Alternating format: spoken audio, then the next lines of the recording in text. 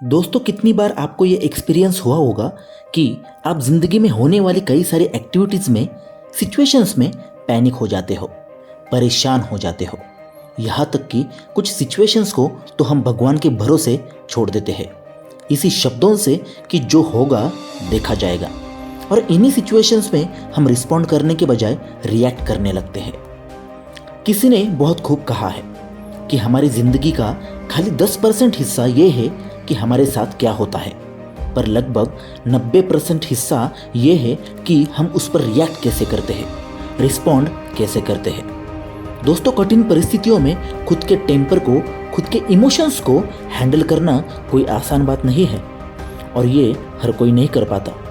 इसी से जुड़ी एक बहुत अच्छी कंसेप्ट भी है जिसे गूगल के CEO सुंदर पिचाई की the cockroach theory of self development कहा जाता है। और इस थ्योरी में सेल्फ डेवलपमेंट और फोकस को बहुत अच्छी तरह से समझाया है। ये थ्योरी कहती है कि एक रेस्टोरेंट में अचानक ही एक कॉकरोच उड़ते हुए आया और एक महिला के हाथ पर बैठ गया। महिला काफ़ी घबरा गई और उछल उछल कर कॉकरोच कॉकरोच चिल्लाने लगी। उसे इस तरह घबराया हुआ देख उसके साथ आए बाकी लोग भी पैनिक हो गए। इसी गड़बड़ में उस महिला ने एक बार तेजी से हाथ झटका और कॉकरोच उसके हाथ से झटक कर उसके साथ आई हुई एक दूसरी महिला के ऊपर जा गिरा। अब इस महिला के चिल्लाने की बारी थी। वो भी पहली महिला की तरह घबरा गई और जोर जोर से चिल्लाने लगी। दूर खड़ा वेटर ये सब देख रहा था। वो महिला की मदद के लिए उसके करीब पहुंचा कि तभी कॉकरोच उड़कर उसी के कंधे पर बैठ गया। वेटर चुपचाप खड़ा रहा, मानो उसे इससे कोई फर्क ही ना पड़ा हो।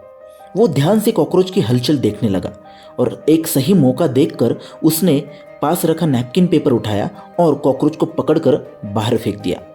इस इंसिडेंट को ध्यान से देखने पर हमारे मन में ये सवाल आता है कि क्या उन महिलाओं के साथ जो कुछ भी हुआ उसके लिए वो कॉकरोच जिम्मेदार था?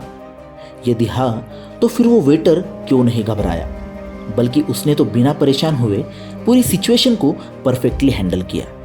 दरअसल वो कॉकरोच नहीं था, बल्कि वो उन औरतों की अक्षमता थी, इनकैपेबिलिटी थी, जो कॉकरोच द्वारा पैदा की गई स्थिति को संभाल नहीं पाई।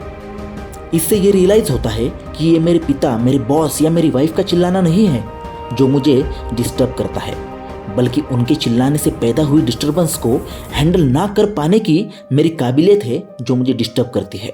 ये रोड पे लगा ट्रैफिक जाम नहीं है जो मुझे परेशान करता है, बल्कि जैम लगने से पैदा हुई परेशानी से डील ना कर पाने की मेरी अक्षमता, मेरी इनकैपेबिलिटी है जो मुझे परेशान करती है। यानी प्रॉब्लम से कहीं अधिक मेरा उन प्रॉब्लम्स पर रिएक्शन है जो मुझे एक्चुअली परेशान करता है। दोस्तों, ये कंसेप्ट हमें यही समझाना चाहती है कि मुझे लाइफ में रिएक्ट नहीं, रिस्पॉन्ड करना चाहिए। महिलाओं ने कॉकरोच की मौजूदगी पर रिएक्ट किया था, जबकि वेटर ने रिस्पॉन्ड किया था।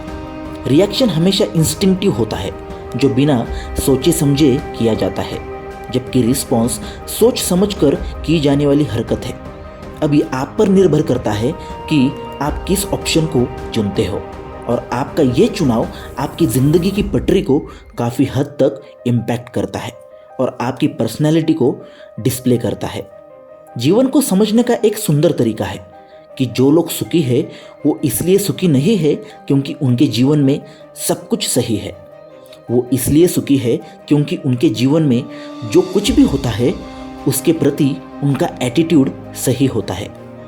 आप इस बारे में क्या सोचते हैं, कमेंट में ज़रूर बताना कि क्या आप इस बात से एग्री करते हैं कि हमें लाइफ में हमेशा रिस्पॉन्ड करना चाहिए, या फिर कभी कभी रिएक्ट करना ही बेस्ट रिस्पॉन्स होता है। फिर मिलेंगे। धन्यवाद।